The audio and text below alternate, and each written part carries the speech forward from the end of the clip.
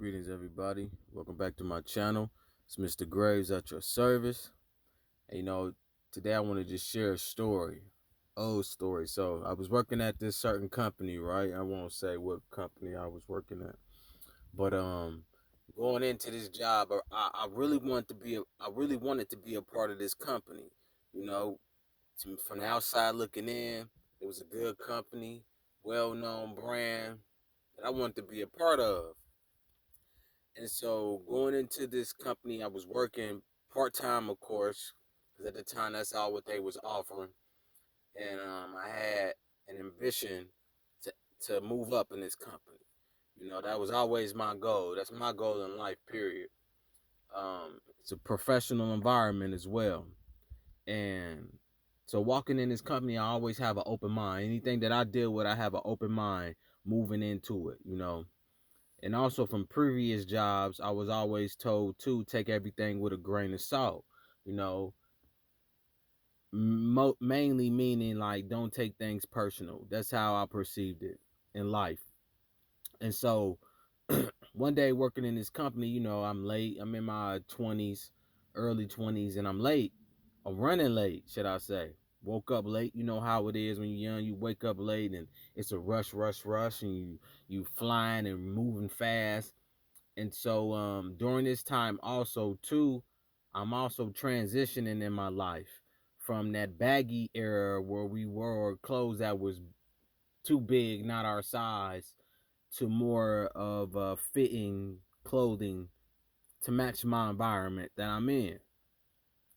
And so at this point in time, I remember grabbing a shirt that was too big.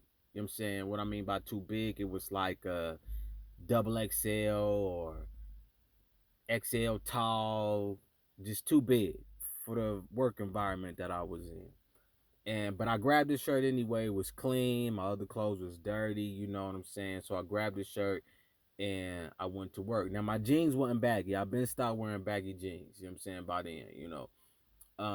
So I went to work. It was early in the morning. I had to be at work, and I'm working in work. We're working in the back, processing, and putting stuff out on the floor, processing it through the back, processing the truck. And so as I'm leaving work, the manager was letting us out the door because you had to get the manager to let you out.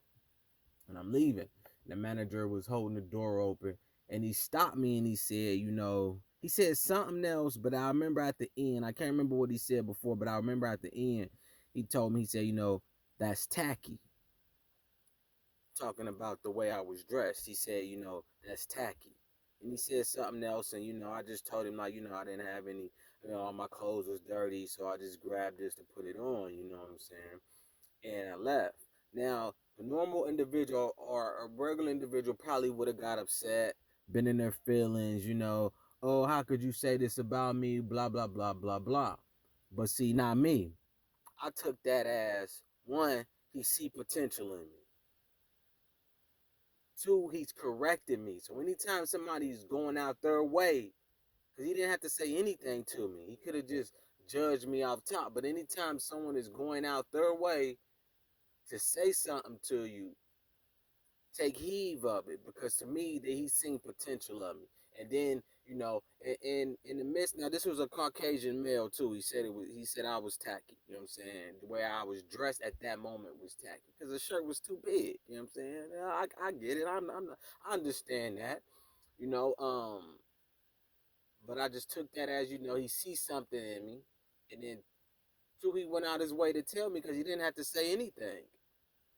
And in the midst of that, I went and changed. I made sure I didn't repeat that factor because one, I'm in, I don't like to say their environment, but at that time, this is a predominantly white environment, you know, and I'm in their area because it's all of them. I'm in their field, so I know it's going to take a different me because I'm trying to reach a certain goal. Not saying I'm not meant to be there. No, but at the end of the day, I know, and I always tell other people I represent myself at the end of the day. No matter where I'm at, No matter who I'm around, I represent me at the end of the day. You know what I'm saying? And in the midst of him saying that to me, that I was tacky, I did not take it personal, you know. But what I did was get better, you know. And in the midst of me changing to getting better, mind you, I wanted to change anyway. This is a transition, and often in life, when we go through transitions, we don't think we have to change with the times at times. You know, like that old saying, go roll with the punches. You know, this is life. You know what I'm saying? And when you say you want better, then better will be presented for you. God won't give you nothing that you can't bear. If you want better, you have to expect better. God gonna want more out of you in life, and growth is uncomfortable. The truth is uncomfortable. The truth hurts sometimes. So I started to adapt and change. Mind you, when I told you before, I wanted to be a part of this brand. I wanted to grow with this brand. I wanted to learn, you know, from this brand, because it's a brand that, you know, we represent better. My people represent better. That's how I just put it like that. You know what I'm saying? So, not saying we better than everybody, because people be in their feelings, but you know, when it comes to style, when it comes to, you know, elevating a brand, we know people go to color people, or color people can make it pop better. So in the midst of that, I started to, you know, buy into the brand. I mean, and when you want to grow and people want to see that you're growing, they want to see that you're investing in their product, in their brand. So I started to invest more in the product, more than what I was investing. I wanted to get current with the product. So I started to purchase more product. So here's the catch 22 of it. When I started to purchase more product, it became a problem. You know what I'm saying? So in the midst of it, one time, I was brought in the back, and they accused me of stealing. Now, mind you, everything that I purchased, I took to the front counter. You know what I'm saying? And I know I'm in a different environment. Of course, I already know how they're gonna view me and how they're gonna look at me. But as I'm getting better, as my appearance got better, as I became more professional in this environment, I already had the tools. It was already with me. I just need the outer to match up. So as that came better, because I'm trying to get a position in this place. Okay, they accused me of stealing. They brought me in the back. They, you know, pulled out my purchase records. Oh, we see that you purchased this. How come you don't purchase X, Y, and Z? I said, well, those are too expensive. Is what I told them. That's too expensive. Oh, we see you use other people's credit cards, and the people cards that I was using at the time were relatives. You know, because something I seen I wanted, I didn't have enough money for it, and they would let me, you know, here, use this. You can you know, take my card, X, Y, and Z. You know, and they was accusing me of stealing, and it, you know, it kind of pissed me off, and I had to learn from that as well. You know, and I grew from that. But see, often in life, when you getting better and you doing better, you got to be mindful of the naysayers and the haters, because they will criticize you, but at the same time, they don't want to see you do better.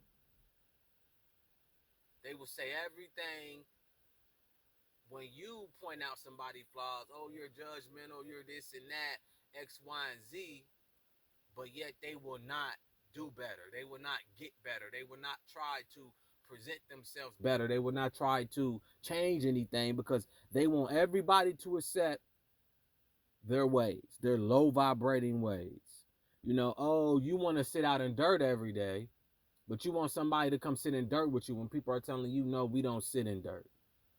You know, we're gonna build us a table, we're gonna sit at the table, and we're gonna present ourselves in a professional manner. We're gonna have morals and standards. But this is the way we had when we were kids. If people really learned their history, our history, like I told brother one day, I said, you have to remember, man, because he was trying to criticize brothers who dress in an urban way. I said, you have to remember, man, they hung us in suits and ties.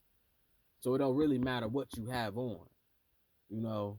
But when you're growing and elevating, people are always going to criticize you, because your light bothers them. It bothers their darkness. You know, they feel threatened that you're going to come up and take their position. They feel threatened that, oh, you're doing better than them. Who are you? Why are you being so judgmental? See, I didn't look at that one incident that happened in my life as that man being judgmental as others would have. I looked at it as he was helping me become better in life. And if you can't take constructive criticism, how are you going to able to grow in life? Life are like gears. You got to shift. Is it time parking to be still? Sometimes in reverse, you got to rethink things, but you don't ever want to go backwards. But sometimes you got to retake things, take a couple step backwards to be in neutral to start moving forward so you can drive and go further than you ever been before. These are the tools in life, but if you can't get over the little hurdles or someone guiding you, so when you do better, God gonna send people to guide you. It don't matter what color they are. White, black, purple, green, they're gonna let you know. You may be in an environment that you don't like to be in, but God is letting you know this is not the environment for you no more, so I'm gonna cause chaos around you. You saying, God, I want to grow, but how are you gonna grow if you're not gonna be open to accept the criticism that comes along with growth? Hey man, that's tacky, man. This is how we carry ourselves. You can't come around like I look at OGs. OGs ain't gonna let you come around acting silly. No OGs act silly. You know what I'm saying? Like older people used to tell us as kids, go, I'm not your friend, go play with your friends. But it'll teach you when you be around them to straighten up.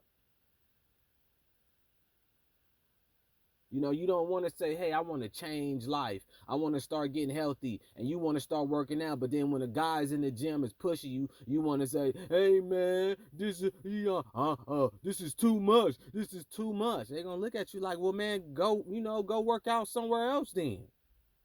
They're not going to put up with that crying. You saying you want better, so God putting you around people who's going to do you better, and they're going to help push you. I was at the gym one time working by myself, and I met two good brothers at the gym, and they pushed me to do better. I found myself being the strongest. I said, man, I can't lift this, man, this heavy. They said, nah, man, we got you. And they spotted me on the bench. And next thing I knew, in a month, I was strong as hell. Wasn't needing no spotting. And I went to them brothers. I said, boy, that's the strongest I ever been at that time in life. But it was the assistance of these other brothers who's pushed me to say, nah, man, we got you. Lift it. Come on, give me one more.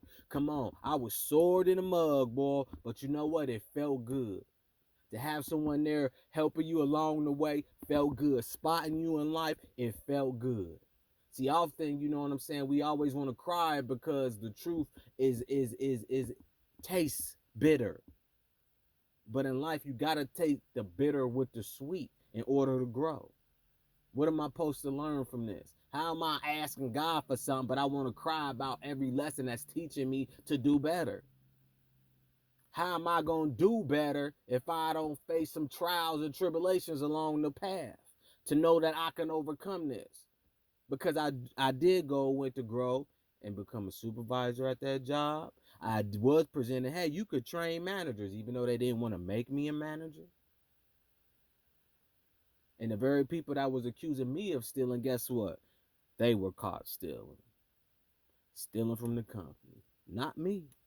And see, I had to realize too in that situation, God was making it uncomfortable for me over the long years I spent at that company because he wanted me to move. He telling me, man, I got something greater for you than this company. But let me show you how good you are. Because when I was with this company, they was booming. No lie, man. 10 million a year. God said, pay attention to this. 10 million a year. I was researching. I was learning the process. I was a student of the game. And when I stepped down from that position, because they came to me and they said, you know what? You could train managers. Why don't you want to train managers? And I said to myself, what are you talking about? Why don't you make me a manager? I told him, I said, well, why y'all don't want me to be a manager, but I can train management. And no, I did not go and train managers. You know what I'm saying? I didn't get paid to do that. You know what I'm saying? But in a sense, it let me know my potential. It has since let me know that in this environment, this other group are coming to me, telling me how good I am, and that I can train their management team because I was already training the younger kids in there. They love me, and these were kids from Like I told you, this is their peers. But the company booming. And when I stepped down, I started to see that company lose money. Yep, because I stepped down and I stayed around because I said, well, I want to see what's going to happen when I pull my power away. And it shows me my gifts in life. But see, I wouldn't have seen that if I was too caught up in my feelings about what was being said, about how this individual was helping me along the way, how God was working through other people to show me my strengths and what I need to work on. How am I going to ask for more and to do better and not expect it to be tested in the process? See, man, this society now, man, men and women, y'all just want to roll out the bed and walk out the door and want everybody to just praise you for doing nothing. You get in life what you put out. If you ain't putting in nothing, don't expect to get nothing out of life. You reap what you sowed in life. So I'm going to end it with this. What gear in life are you in? Are you in park and being still? Are you in reverse going backwards? Are you in neutral just coasting? Are you in drive mode, overcoming every obstacle that cross your path? Free will and this choice.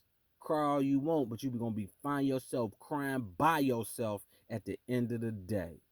Take it how you want. Free game, people. Peace and love. And remember, any negativity you throw at me bounces off me and sticks onto you.